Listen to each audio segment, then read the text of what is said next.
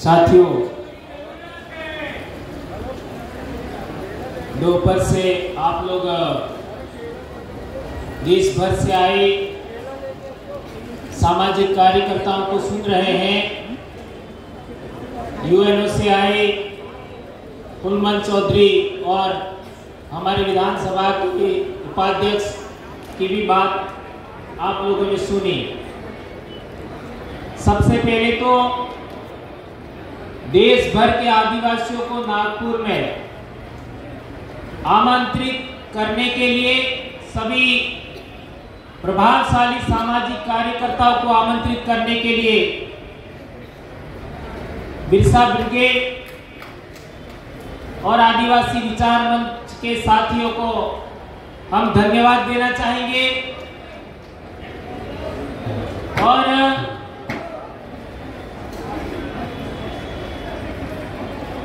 थोड़ा मंच में ठीक रहोगे तो मैं बोलूं।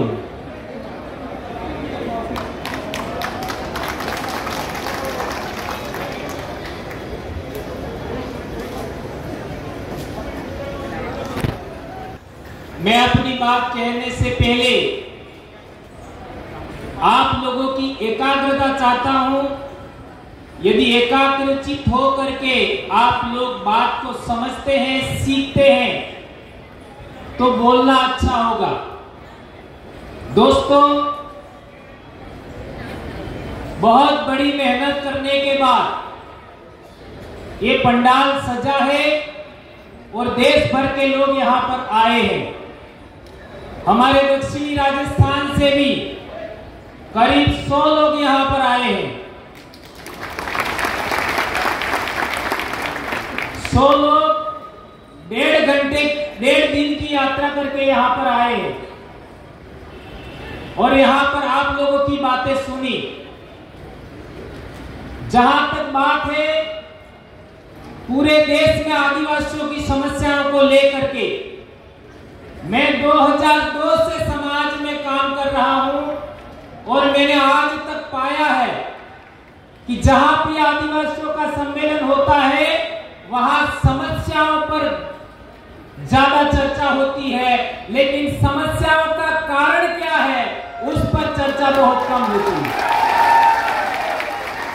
हमारी ये समस्या है, हमारी वो समस्या है, हमारा ऐसा होना चाहिए, ये सभी लोग बोलते हैं, लेकिन ये समस्या का कारण क्या है उस कारण को भी हमें आइडेंटिफाई करना होगा। अभी हमारे उत्तर प्रदेश के एक भाई ने बोला था कि क्या इस देश में आदिवासी आजाद है, तो मैं कहना चाहता हूं कि 1950 तक तो हम लोग आजाद थे, लेकिन आज आजाद है कि नहीं है यह सोचने का विषय है। ऐसा मैं इसलिए कह रहा हूं कि आज देश के अंदर सच बोलना कठिन हो गया है, सही बात कहना कठिन हो गया है, न्यायप्रिय बात करना कठिन हो गया है। देश में जो भी व्यक्ति सच बोलने की हिम्मत करता है उस आदमी को दबाने की कोशिश होती है। ये बात हो रही है आज देश भर में। यदि आज की तारीख में आदिवासियों को बचाना चाहते हो तो सबसे पहले हम आदिवासियों को एक जगह इकट्ठा होने के लिए हम लोगों को कोशिश करनी चाहिए और यह काम एक दिन के कार्यक्रम में संभव नहीं है। मैं चाहता हूं कि देश के किसी भी कोने में वह सेमिनार हो, लेकिन कम से कम 2 से 3 दिन का कार्यक्रम होना चाहिए जिसमें हम योजना बनाएं कि पूरे देश के आदिवासी, पूरे देश के संगठन और पूरे देश के पॉलिटिकल लोग हैं और पूरे देश के विभिन्न धर्मों में बटे हुए आदिवासी हैं, उनको हम कैसे जोड़ें। संगठन बनाना आसान है, संगठन चलाना मुश्किल है। कोई भी संगठन देश में आदिवासियों का 4 साल से ज्यादा प्रभावशाली नहीं रहता। उससे पहले उस संगठन को खत्म करने की योजना चलती है और लोग फिर निराश होकर के दूसरा संगठन खड़ा कर देते हैं। ऐसा हमें नहीं करना।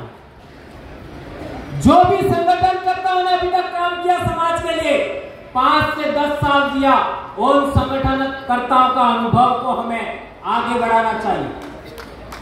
जहां तक सतीश जी पेंडाम का सवाल है, इसी नागपुर की धरती पर हम लोग पहली बार एक सम्मेलन के अंदर 2013 में मिले थे।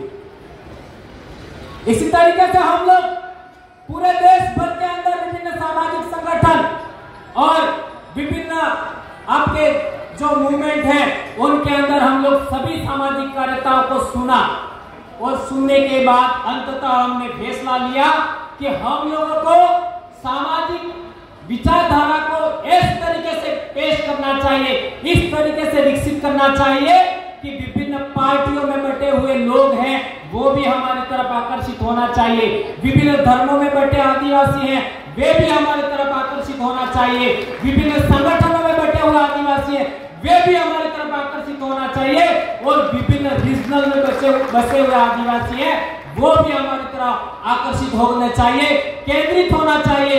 ये चीज हम लोग करने में कामयाब हुए। इसकी वजह से आज दक्षिणी राजस्थान में एक ऐसी वैचारिक क्रांति, एक ऐसा सांस्कृतिक शुद्धिकरण का प्रयास चल रहा है जिसकी वजह से पूरे देश में आज की तारीख में एक क्रांति सी खड़ी हो रही है और वो क्रांति आपके साथ है, ऐसा मैं कहना चाहता हूं।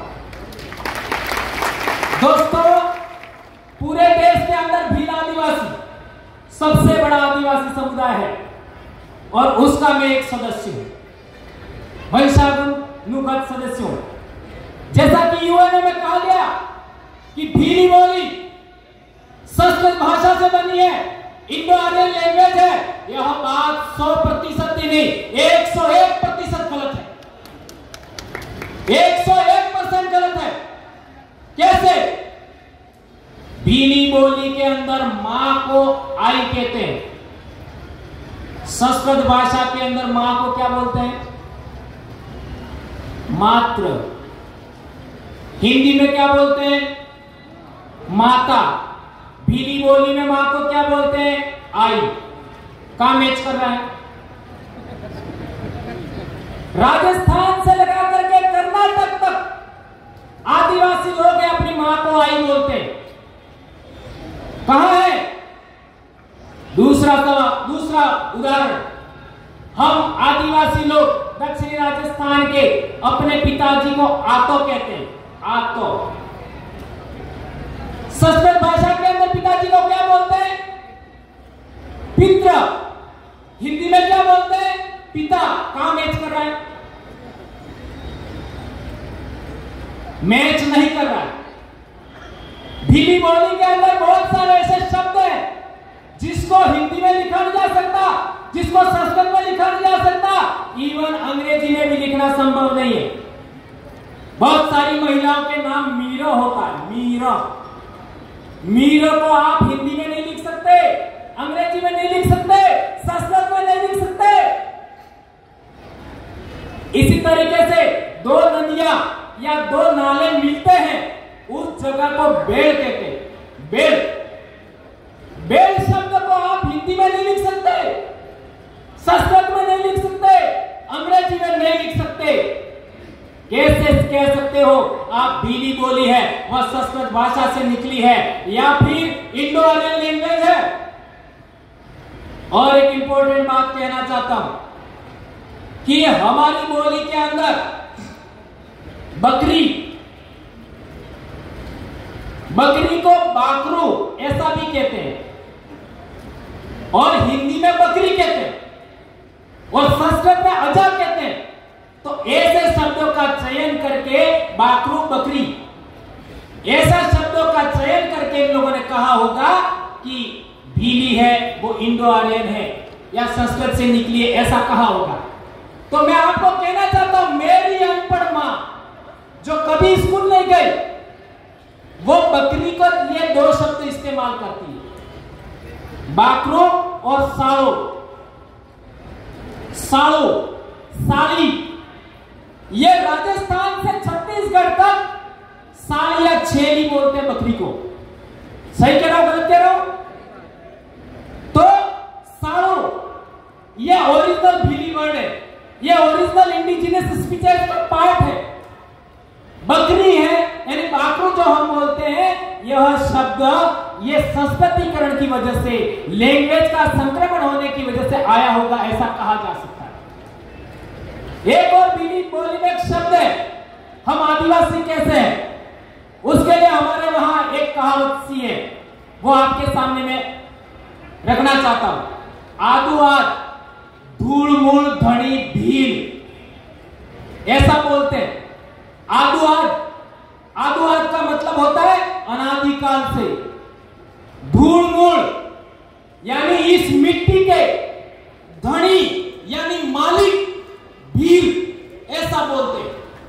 यह हमारे गीतों में मिलता है, यह हमारी कहावतों में मिलता है, यह हमारे जो आपका क्या कहते हैं पूजा के मंत्र होते हैं, सुमिरन मंत्र होते हैं, उनमें भी मिलता है। आदो आद धूल मूल धनी भील। यह अनपढ़ लोग बोलते थे। आज की तारीख में पढ़ा लिखा इंसान है, वो अपने आप को आदिवासी कहने से शर्मा सकता है, लेकिन अनपढ़ आदिवासी थे, इस शब्द को बोलते थे। इसी तरीके से एक और उदाहरण, मैं बोली पर ज्यादा बोलना चाहता हूं। एक और उदाहरण, गाय को गौ कहते, हिंदी में गाय कहते, हमारी बोली के अंदर डाही बोलते। कहां मैच कर रहा है? भैंस को वो लोग संस्कृत भाषा में महिष बोलते, हमारे डूबी बोलते। कहां मैच कर रहा है बताइए? एक भी शब्द ऐसा नहीं है भीली बोली का जो इंडो आर्यन लैंग्वेज से मैच करता है। कुछ शब्द जो उनकी बोली के हमारे बोली में आ गए, उन शब्दों के आधार पर इन लोगों ने ऐसा बोला है।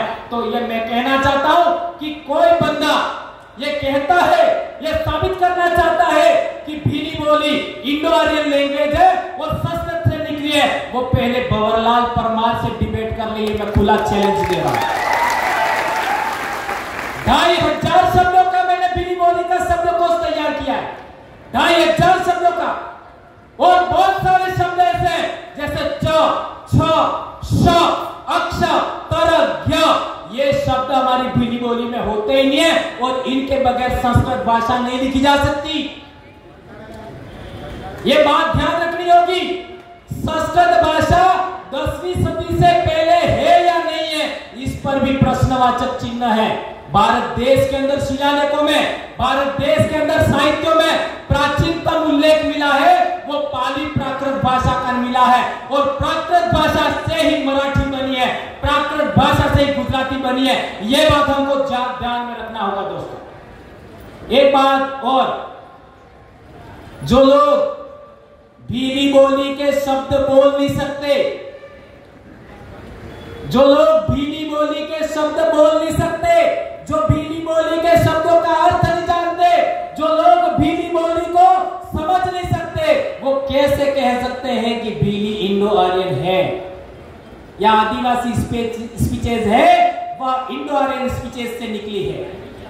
तो दोस्तों, टाइम का हमारे पास लिमिट है, बोलने के लिए बहुत सारी बात है, लेकिन आज इस पंडाल से, इस ग्राउंड से, नागपुर से एक बात लेकर के हमको जाना है कि हम लोग आने वाले पीरियड में 2 से 3 दिन का एक पूरे देश के आदिवासियों का योजनाबद्ध तरीके से जन जागरण करने के लिए, वैचारिक एकीकरण करने के लिए, सांस्कृतिक शुद्धिकरण करने के लिए हम लोग योजना बनाएंगे।